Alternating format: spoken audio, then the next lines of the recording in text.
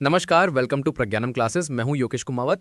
Now आज के समय में इस टॉपिक को पूरी दुनिया में एक्सटेंसिवली डिस्कस किया जा रहा है और दर्जनों आर्टिकल इस पर पब्लिश हो रहे हैं कि Turkey blocks overflight of AN-124 carrying Indian army's Apache helicopters. Aircraft returns to US after week long impasse Turkey's air space denial stalls delivery of Indian army's new Apache fleet. Turkey ने भारत की जो Apache helicopter है उसकी delivery रोक दी है। अब आपके mind में आ रहा होगा, वेट, क्या हम अपाचे हेलीकॉप्टर तुर्की से खरीदते हैं क्या? तुर्की ने कैसे रोक दिया? तो इसका आंसर है नहीं, हम अपाचे हेलीकॉप्टर USA से खरीदते हैं। तो अब आप कहोगे कि जब हम खरीदते अमेरिका से हैं तो तुर्की ने सप्लाई कैसे रोक दी? तो सब कुछ समझाता हूँ एकदम सिंपल लैंग्वेज में। इससे पहले अगर आप हमारे चैनल पर नए हैं तो आप हमें सब्सक्राइब कर सकते हैं, और अगर आपके घर में कोई सरकारी नौकरी की तैयारी कर रहे हैं तो आप उन्हें हमारा चैनल शेयर कर सकते हैं। नाउ आप यहाँ पर ये आर्टिकल देख सकते हो जिसमें लिखा है कि Turkey blocks transport of Apache choppers to India through its air space, new route being worked out. देखिए, हम ये जो अपाचे हेलीकॉप्टर हैं वो USA से खरीदते हैं। इस बार हमने 6 अपाचे हेलीकॉप्टर ऑर्डर किए USA से। इसका अमाउंट है करीब 8,870 करोड़ रुपए का। ये डील हुई थी साल 2020 में। इसके बाद ये डिलीवरी काफ़ी डिले हुई। अब जब हम 2025 में हैं तो अब जाकर ये डिलीवरी हमें मिलने वाली थी। ये सभी हेलीकॉप्टर यूक्रेन की एक एयरलाइन कंपनी जो स्पेशली कार्गो और बड़े सामान की डिलीवरी करती है, इस यूक्रेनियन कंपनी का नाम एंटोनोव है। इसके जो बड़े बड़े जहाज हैं, इससे इन हेलीकॉप्टर की डिलीवरी होने वाली थी। ये कंपनी भारत के लिए कई बार डिफेंस के सामान USA से और वेरियस कंट्रीज से लाती रहती है। तो इस बार भी ऐसा ही हुआ। अमेरिका ने ये सभी हेलीकॉप्टर इस यूक्रेन की कंपनी एंटोनोम से भारत के लिए डिलीवरी के लिए भेजा। अब आप बोलोगे कि वेट, अपाचे हेलीकॉप्टर की डिलीवरी अमेरिका करता है, उसे भारत तक पहुंचाने वाला यूक्रेन है, तो तुर्की ने इस डिलीवरी को कैसे रोक दी? तो बताता हूं। अमेरिका से भारत की दूरी लगभग 13,000 किलोमीटर से भी ज्यादा है। ऐसे में किसी भी ट्रांसपोर्ट एयरक्राफ्ट का एक बार में इतनी लंबी दूरी तय करना पॉसिबल नहीं है। इसके लिए इन एयरलाइन कंपनी को बीच में कहीं स्टॉप लेना पड़ता है। तो यूक्रेन की जो कंपनी है एंटोनोव, उसका रूट है USA से टर्की और फिर टर्की से भारत। देखिए, कोई भी एयरलाइन कंपनी होती है ना, तो उसका अपना एक रूट होता है। ऐसा नहीं है कि कोई भी एयरलाइन कंपनी किसी भी रूट को फॉलो कर सकती है। जी नहीं, इसका एक प्रॉपर रूट होता है कि कोई भी एयरलाइन कंपनी इसी रूट से जा सकती है। तो इस कंपनी का जो रूट है वो टर्की से होकर भारत की ओर आता है। तो जब ये एयरक्राफ्ट तुर्की से जाने वाला था तो तुर्की ने अपना एयर स्पेस इस विमान के लिए बंद कर दिया और इसे आगे जाने नहीं दिया। इसलिए ये विमान वापस US से लौट गया। अब आपके मन में आ रहा होगा, वेट, तुर्की ऐसा क्यों करेगा? तुर्की तो हमसे बहुत दूर है। तो बताता हूं आपको याद हो तो जब ऑपरेशन सिंदूर हुआ था तब तुर्की ने भारत के खिलाफ पाकिस्तान को ड्रोन उपलब्ध करवाए थे। बेसिकली पाकिस्तान ने जिन ड्रोन से भारत में हमला किया था वो सारे के सारे टर्किश मेड ड्रोन्स थे। हालांकि उसमें से एक भी ड्रोन भारत की जमीन पर नहीं गिरा पाए, पर उस वक्त भारत ने इसका विरोध किया था कि आपने जब दो देश कन्फ्लिक्ट में उलझे हुए हैं तो आप कैसे एक देश को अपने ड्रोन भेज सकते हो। उसके बाद से भारत और तुर्की के रिश्ते बहुत हद तक खराब हो चुके थे। अभी रिसेंटली एक इंटरेस्टिंग डेवलपमेंट हुई जिसमें ऑपरेशन सिंदूर के लिए भारत ने तुर्की के खिलाफ विरोध प्रदर्शन करते हुए जो टर्किश नेशनल डे है उसका भारत की गवर्नमेंट ने ऑफिशियली बाइकआउट किया। तब से रिश्ते तुर्की के साथ और ज्यादा खराब हो चुके हैं। पर इस नेशनल डे के बाइकआउट के बाद तुर्की का कोई ना कोई रिस्पॉन्स आना ही था। तो इस बार इन्होंने ये किया कि जो भारत में अपाचे हेलीकॉप्टर की डिलीवरी जानी थी उसको एयर स्पेस दिया ही नहीं।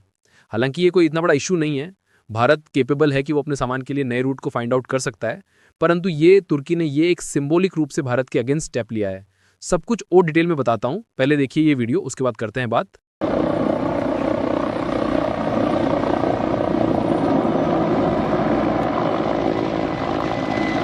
On November 1st, 2025, an Antonov AN-124 lifted off from Mesa Gateway Airport in Arizona, carrying 3 AH-64E Apache attack helicopters destined for the Indian Army.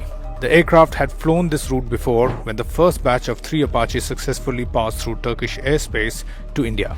But this time, something changed.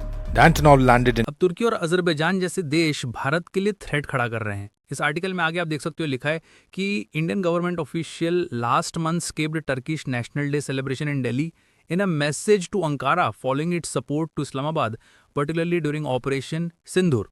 क्योंकि पाकिस्तान को drones देना, उनको financial help करना, वो भी तब जब भारत और पाकिस्तान एक कॉन्फ्लिक्ट है, ये क्लियरली इंडिकेट करता है कि किस हद तक तुर्की ने भारत को डैमेज करने की कोशिश की है।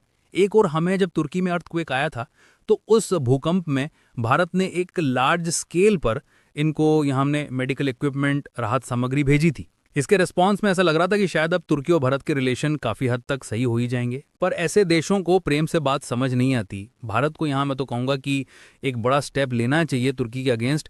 खाली नेशनल डे बायकॉट से यहाँ पर बात नहीं बनने वाली। हमें ये देखना होगा कि भारत के इंटरेस्ट किस ओर ज़्यादा है। तुर्की की जब हमने भूकंप के वक्त हेल्प करी थी, उस टाइम का ये वीडियो आप देख सकते हो। मैं दिखाता हूँ ये वीडियो, उसके बाद करते हैं बात। तुर्की में आए विनाशकारी भूकंप पर हम सभी की दृष्टि लगी हुई है। बहुत से लोगों की दुखद मृत्यु और बहुत नुकसान की खबरें हैं। भारत भूकंप पीड़ितों की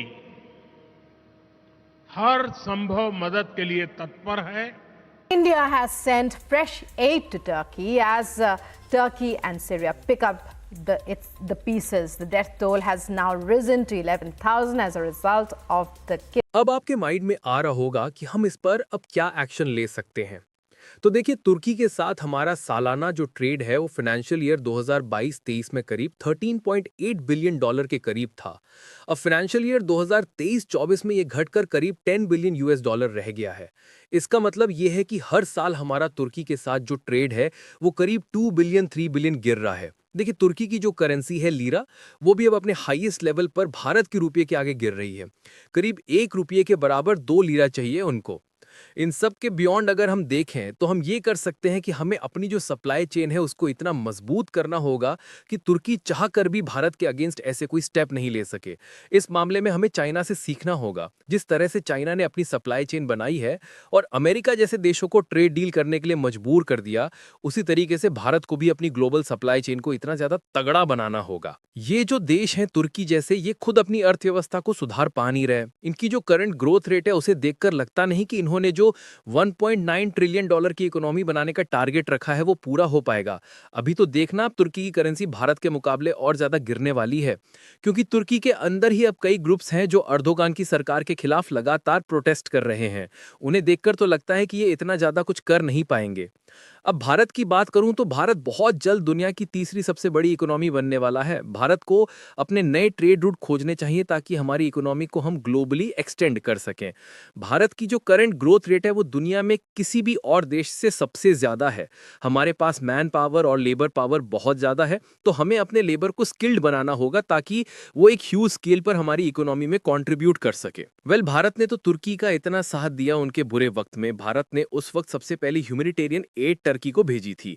हमारी आर्मी तक को डिप्लॉय किया गया था उनकी हेल्प के लिए। इन सब के बावजूद अगर को भारत के खिलाफ इस तरह से पाकिस्तान जैसे देशों को भारत के खिलाफ ही ड्रोन्स और आर्मी के इक्विपमेंट अवेलेबल करवाए, तो it is a very big lesson for India. दोस्तों, आप सबकी क्या राय है इन सब में, हमें नीचे कमेंट बॉक्स में जरूर बताइएगा। मैं आपके भी ओपिनियन जानना चाहूंगा कि भारत को आगे तुर्की के खिलाफ क्या एक्शन लेना चाहिए, क्या क्या यहाँ भारत कर सकता है। तो चलिए दोस्तों, आज के सवाल की ओर बढ़ते हैं कि हाल ही में हमारी प्रेसिडेंट द्रौपदी मुर्मू जी ने एक कंट्री को विजिट किया है जहां पर वे उस देश के नेशनल डे की चीफ गेस्ट थी। आपको बताना है उस कंट्री का नाम कि वो कौन सा देश था। आपके ऑप्शंस नीचे दिए गए हैं, जिनका भी आंसर सही होगा मैं उसको हार्ट का सिंबल दे दूंगा और यस लिख दूंगा। तो चलिए दोस्तों, आज के लिए इतना ही। मिलते हैं एक और फ्रेश वीडियो में। तब तक आप हमारे चैनल प्रज्ञानम क्लासेस पर नए हैं तो आप हमें सब्सक्राइब कीजिए ताकि मैं आपके लिए अपडेटेड वीडियो लाता रहूं। जय हिंद, जय भारत।